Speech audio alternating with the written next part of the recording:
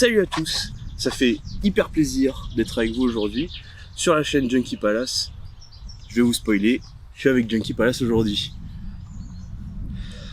Donc aujourd'hui on va vous présenter un petit concept qu'on s'est fait, cool, chill, qui s'appelle 10 films ou séries quand. Au fur et à mesure on va tirer là-dedans, il y a des petits papiers qu'on a préparés. Et en fait, chaque petit papier, il y a un thème. Donc Junkie commencera, moi ensuite, et on fera ça chacun de notre tour. Va tirer le thème et va devoir spontanément dire le film ou la série qui lui fait se rappeler ce thème. Et ensuite, expliquer pourquoi. Tout simplement. Voilà. Donc c'est une petite vidéo tranquillou, pépouze, on se prend pas la tête et on reste spontané. Voilà. À la tienne, hein? À la tienne. T'en as encore foutu partout, quoi. Putain. Comme hier soir. Je crois que t'as vraiment mis du liquide dans les tickets. Bah, c'est pas grave. Ah oui! Alors, on commence avec le premier, du coup, donc Flo qui a tiré. Un film ou une série que tu choisis, quoi, quand tu veux voir les limites de la créativité. C'est bien, il commence avec le plus chiant, quoi. Pour moi, c'est celui où j'espère que ça soit un piège pour toi. Raté. J'en reviens à un truc que j'ai déjà dit sur la chaîne, mais pour moi, Sausage Party. Ah ouais. Ah, pour moi, c'est limite de la créativité parce que, en fait, t'as un truc qui existe plus ou moins déjà, tu vois, un truc qu'on pense inactif et qui bouge quand même. Ça, le prix de moucheron. Ça, par exemple, on pense à inactif et ça bouge quand même. Mais à l'image de Toy Story, avec les jouets, tu sais, voilà. Donc, c'est un truc qui existait déjà avant. On part sur les aliments et tout, tu vois, le côté un petit peu genre choisir ce que l'on mange et tout. Il y aurait eu 20 000 messages hyper importants à passer. L'écologie, l'éthique, plein de choses. Ils ont choisi de les soucis, c'est les pains, ça doit rester vierge. Et si on faisait des gangbangs d'aliments entre les trucs palestiniens et israéliens? C'est vraiment, on prend tous les trucs les plus simplistes, on les met bout à bout. Et bon, pour moi, c'est l'archétype même du manque de créativité. Parce qu'on prend tout ce qui est censé fonctionner, tout ce qui a déjà fonctionné, on les met ensemble, on secoue et on se dit, ça va faire un truc.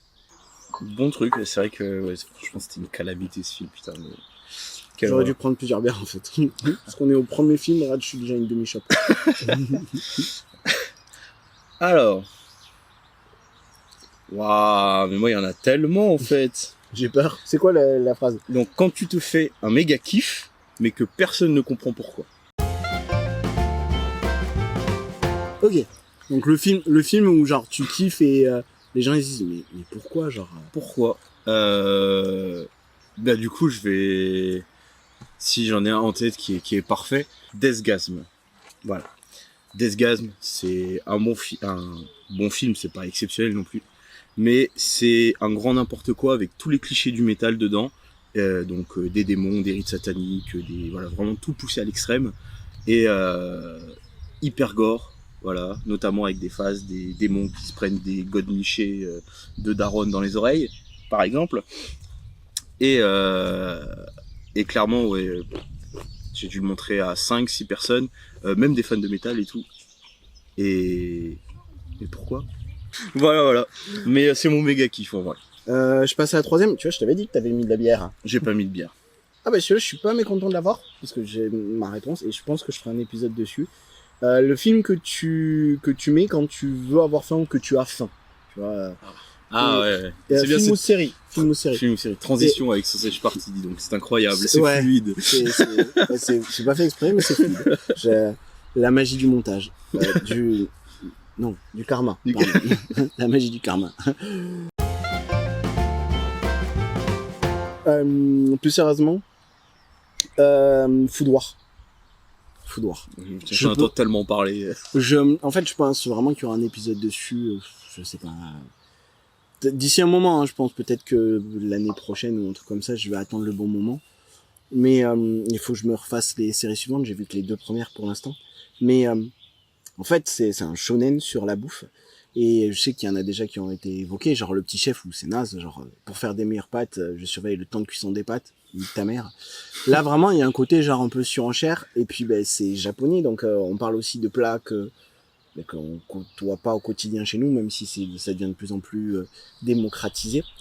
Et donc du coup vraiment il y a un côté genre je regarde ça et je suis en mode mais je veux goûter. Je sais bien que des œufs de larves couplés avec un lion ça existe pas, mais j'ai envie de goûter. C'est immonde, putain.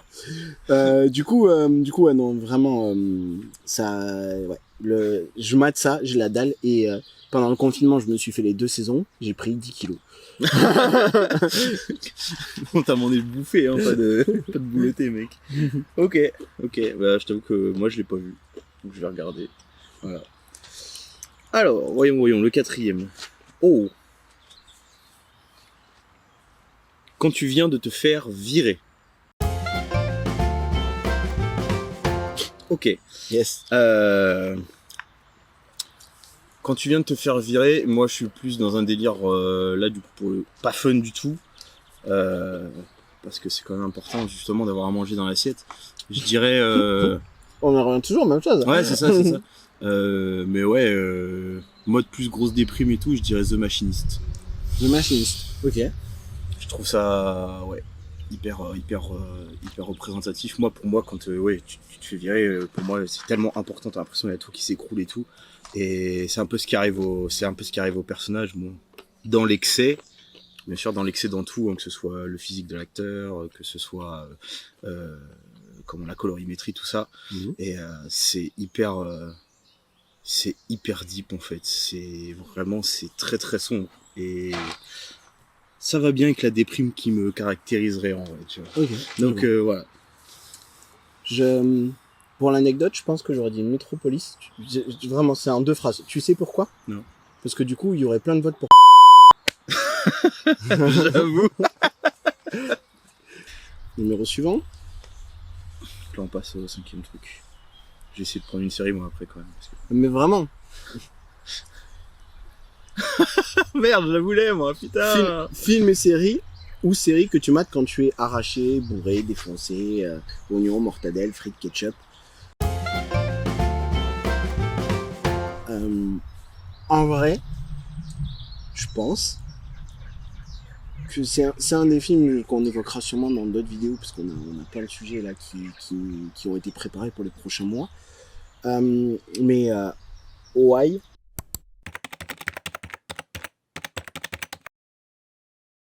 How high?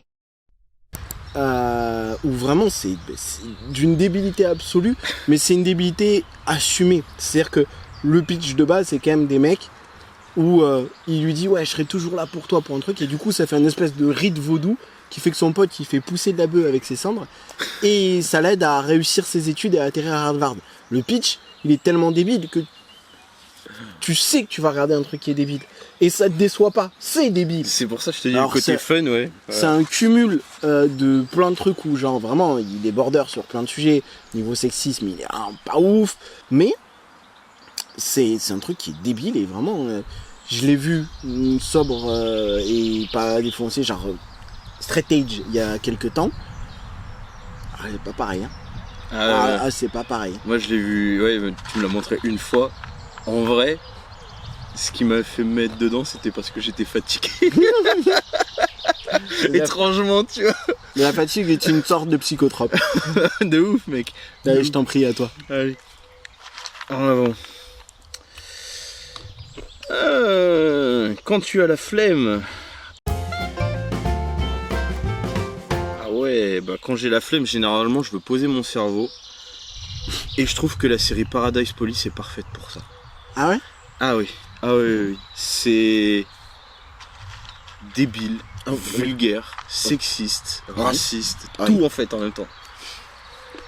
Mais c'est tellement exagéré et bon, le fait que ce soit aussi de l'animation, ça adoucit le truc. Bien sûr. Toujours, hein, mais l'animation pour adultes, ouais. À la manière d'un South Park ou d'un Simpson, où souvent il y a des propos et des actions qui sont très discutables. C'est ça. Mais c'est pas pour les encenser. Non, c'est ça, c'est pour pointer du doigt et voilà, dire tout et son contraire en même temps en fait. Et ouais, Paradise Police, moi je la trouve hyper drôle, hyper fluide. Ouais. Les épisodes en fait, c'est pas genre comme les Simpsons, si tu vois, les épisodes sont construits, t'as l'intro, t'as un événement qui fait que ça va amener le reste de l'épisode, donc toute ta partie principale, et puis après conclusion, tout le monde s'en sort et on repart pour un nouvel épisode. Bien sûr. Là vraiment, c'est genre, t'as des personnages, ils ont des fils rouges, t'en as d'autres, ils apparaissent juste spontanément, et toute cette variété et tout de gags, d'idées folles, clairement, moi ça me met bien. Je pose, je peux me la regarder 10 milliards de fois cette série, y a aucun problème. Ok. J'ai peur. Il l'a eu. C'est pas moi, c'est moi. Oui, c'est pas moi qui serais gêné. Yes. Un film, quand tu le mets, tu es sûr que ça finira en bête à deux dos. Alors pour les plus jeunes qui regardent, la bête à deux dos, c'est la manière dont papa et maman vous ont fabriqué. Faites de la biologie avec Junkie. Je sais pas. Un film, en fait, c'est compliqué parce que j'ai envie de dire, ça dépend avec qui je le regarde. Je pense que du coup, de manière globale, les personnes avec qui j'ai eu des relations ont toutes kiffé Twilight. Et en fait, ce côté genre hyper romantique, mais tu sais, c'est le truc genre elles ont kiffé quand elles étaient ados et ça s'arrête pas. Tu vois, il y en a, ils se sont mis à kiffer, je sais pas, Game of Thrones quand ils étaient ados, puis un jour, ils kiffent toujours 20 ans plus tard, alors que ça se trouve, ils auront pris du recul, ils seront en mode ouais, c'était pas ouf, tu vois. Mais du coup, il y a un côté affect, mais j'ai envie de dire, c'est de la daube. À titre perso, je trouve que Twilight, c'est quand même une des pires purges en termes de réal et de fond du film. Ouais. Et du coup, là, on était vraiment sur le putain, je lui ai infligé tout ça, quand même, le pauvre. Donc j'ai envie de te dire, si je mets Twilight à la télé, c'est pas pour le scénario. Ouais. Non. Ouais. Quand tu es constipé, parfait. Un film qui fait chier, du coup. Non. Un film qui me permet de me vider convenablement. Ouais. J'en reviens à ce qu'on disait, hein. On compte pas le porno dans le cinéma. Alors, un film qui m'emmerde royalement, et je vais prendre un film très connu en plus et très kiffé de beaucoup de gens, mais que j'aime pas du tout. Fight Club. Oh, je comprends. 3 fois j'ai essayé de le regarder, 3 fois je me suis arrêté au bout d'1 heure parce que ça me gavait en fait. En fait, il est trop long à démarrer. Et ouais, le problème sur une série, je peux entendre, sur un film. Ouais, parce que là vraiment, c'est même pas le côté genre perte de repère déjà parce que le narrateur il a pas de nom, machin, le nombre de personnages qui ont pas de nom que je kiffe. Voilà. Mais ouais, Fight Club, moi je comprends pas, j'ai jamais compris. Je sais pas, c'est un espèce de, pour moi c'est un espèce de délire méta-philosophique chelou. Ils sont partis vachement loin, ils ont voulu faire plein de trucs en même temps avec des personnages qui, toutes les scènes, j'ai l'impression pour moi ils changent de caractère, et je comprends pas en fait. T'es en train de me dire qu'ils ont écrit le scénario avec des dés en mode fais un jet de force, échec critique, ouais, tu es lâche. Je pense qu'en vrai ils faisaient vraiment un D&D en même temps et puis voilà, tu vois, enfin. Et j'ai jamais compris. Vraiment, ce film m'emmerde. Je l'ai jamais fini. Et pourtant, les 2 dernières fois sont assez récentes. Et je me suis quand même arrêté au même endroit. Quand tu as besoin de te défouler. Donc un film où genre je le mets, je suis en mode pom. En fait, c'est bizarre parce que quand j'ai besoin de me défouler, je ne mets pas du tout un truc violent. Je me mets un truc qui, au contraire, l'est pas. Et comme je suis pas dans le mood, j'ai encore plus envie de leur casser la gueule. Je sais pas si tu vois le principe. Genre vraiment, je caricature, mais si je suis hyper vénère, je suis en mode « Allez, baston !» Je me mets les feux de l'amour. Ah frère, ça va tellement m'insupporter que là, quelqu'un vient, il repart sans ses 2 genoux. Tu vois, genre... C'est... Du coup, non, je mettrais plutôt un truc bien, voilà. Je sais pas, moi... Ouais, un épisode de Dora. Vraiment, Dora l'exploratrice, frère. Je me mets ça, genre, c'est un truc pour les enfants, je suis pas le public. Et vraiment, ça m'énerve toujours les trucs où on prend les enfants pour des teubés. Tu vois, qu'on les prenne pour leur âge, genre la patte patrouille, c'est normal. Attention, si tu mets des allumettes dans du bois, ça met le feu. Et le pompier, il est pas toujours là pour t'aider. On les infantilise, mais c'est normal, c'est des enfants. Mais disons que le caractère préventif, il est important, quoi. Ouais, c'est ça, le caractère préventif qui est important. Tu leur parles avec un ton qu'ils comprennent. Dora qui te fait « Mais où est donc Mathieu ? Je ne le vois pas !» Ta mère, il est là, tu le touches. Non. putain. Alors. Non, c'est non. Tu m'étonnes, t'as envie de taper. Ouais. Et oui, Ça énerve. pour la violence, j'ai cité Dora l'exploratrice, je vois pas le problème. La petite Disons- dernière, tu fais genre tu pioches un ticket et je le lis à ta place. Hop, allez lis-le. Un film, quand j'ai pas le temps. Un film rapide. Après, ça peut être aussi le film que tu regardes, mais quand tu fais autre chose en même temps. C'est que t'as pas le temps d'être concentré dessus, mais en même temps, tu le regardes quand même un petit peu. Film ou série d'ailleurs. Mais... Ouais, je peux dire série. Que je fais des trucs en même temps. Il y avait une série qui était assez cool. Superstore. Voilà. Superstore. Et c'est une série, ouais. Superstore, en fait, c'est une série, ouais, tu regardes, c'est tranquille. Par le créateur de The Office. Ah, ok. Le personnage J'avais The Office, mais il m'a fallu un petit temps, le temps que les images reviennent à... Le personnage principal, il est joué par l'actrice qui joue Ugly Betty, America Ferrara. Ouais. Et elle a rien à voir, hein, vraiment. Ouais. C'est tout le contraire de son personnage, hein, au contraire. Ok. Sarcastique, m'emballer, que je fais ma vie, tu vois. Ok, je vois. Et non, c'est une série, ouais, elle est tranquille. Il y a beaucoup de personnages et tout, mais t'es pas obligé de suivre tous les épisodes. Chaque personnage est vraiment après un archétype de lui-même à chaque fois. Ouais. Et ouais, les petites situations de quiproquo et tout, c'est pas la série de l'année, mais en vrai, elle est tranquille. Oui, et tu peux en fait, faire tes trucs. c'est le truc où t'as pas trop besoin de réfléchir, donc si tu loupes des scènes, ça C'est ça. t'empêche Et pas de puis suivre. tu te dis, en plus, l'avantage, c'est que justement, tout se passera toujours dans l'hypermarché, parce que ça se passe dans l'hypermarché. Mais si tu veux, ouais, t'es jamais perdu, parce que du coup, ça fait un espèce d'effet anthologique, en fait. Ouais, ok. Chaque épisode n'a pas forcément d'incidence sur les autres. T'as toujours une grosse trame. de Black Mirror. C'est ça. Ouais. Mais t'as toujours, après c'est toujours les mêmes acteurs, etc. Mais t'as une continuité dans les personnages, t'as une grosse trame pour la saison. Ouais. Et après le reste, c'est des petits épisodes entre les personnages et tout. Mais ouais, c'est une série, tu la regardes, nous je la regarde pépère, et puis en même temps tu fais tes trucs, quoi, et t'es pas perdu. Et c'est ce que j'aime bien de cette série. Du coup, cet épisode est terminé. On vous fera plusieurs petits épisodes comme ça dans l'année, entre plusieurs projets vidéo, manière de se laisser le temps d'écrire et de monter et tourner les vidéos.